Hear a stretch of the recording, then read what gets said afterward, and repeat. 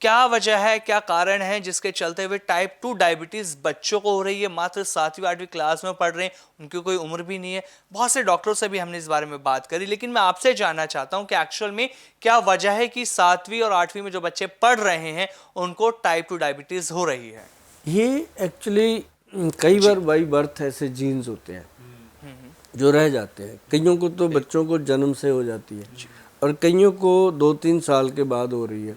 ये होता है कि मदर के पेट में उनको प्रॉब्लम कहाँ हुई, लेकिन उसका कॉज नहीं होता कि क्यों हुई है। डायबिटीज़ का अभी तक किसी को भी नहीं पता होता क्यों होती है, ना ही कोई बता पाता है। लेकिन कई लोगों को तो किसी जैसे कोई बीमारी हुई, कभी कोई वैक्सीन लगा, कोई इंजेक्शन लगे, कोई दवाइयाँ लगी, उनसे कई बार होती है। कई लेडीज़ को प्रेगनेंसी के टाइम, तो ऐसे करके भी है।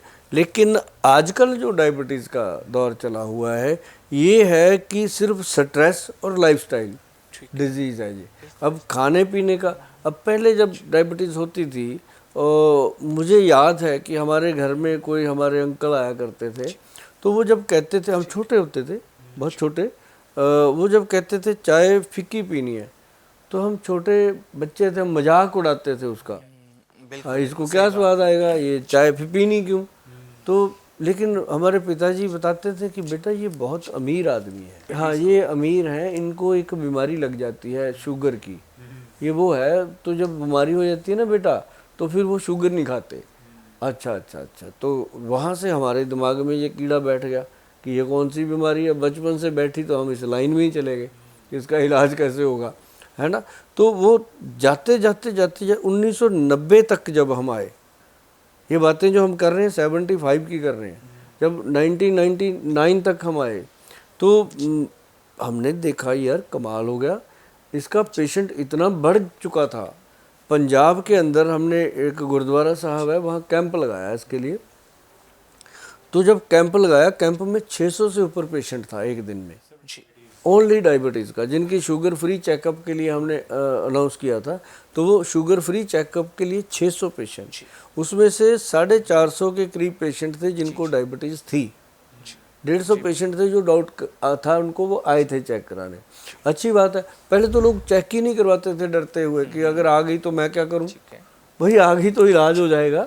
तो उसके लिए हमने कैंप लगाए, 1000 के करीब कैंप हमने पंजाब में लगाए, 1996 से लेकर के अभी तक लगा रहे हैं बराबर, ताकि लोग टेस्ट तो करवाएं, पता तो चले।